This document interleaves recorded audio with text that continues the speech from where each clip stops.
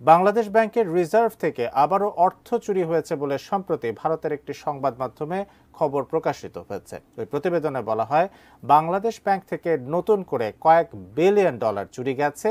এরপর এ নিয়ে চাঞ্চল্যের সৃষ্টি হয়। শেষ পর্যন্ত এ বিষয়ে মুখ খুলেছে দেশের কেন্দ্রীয় ব্যাংক। কি ব্যাখ্যা দিল তারা, জানাচ্ছেন ইমতিয়াজ আলম।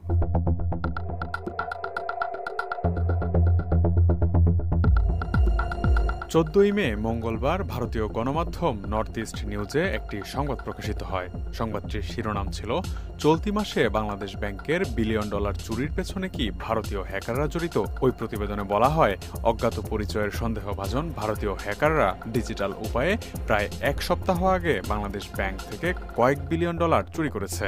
রিজার্ভ চুরির খবরটি প্রকাশিত হওয়ার পরপরই মতিঝিলের ব্যাংকপাড়া, সামাজিক যোগাযোগ মাধ্যম সহ বিভিন্ন মহলে ব্যাপক আলোচনা শুরু হয়। অনেকে এই তথ্যের সত্যতা যাচাইয়ে বাংলাদেশ ব্যাংকের সঙ্গেও যোগাযোগ করেন। নড়েচড়ে বসে বাংলাদেশ ব্যাংকও।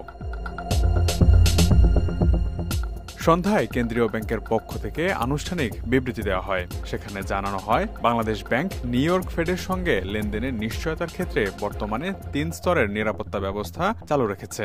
ফলে যে তথ্য প্রকাশ করা হয়েছে তা সঠিক নয়।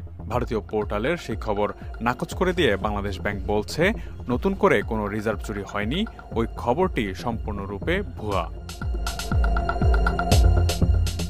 ভারতের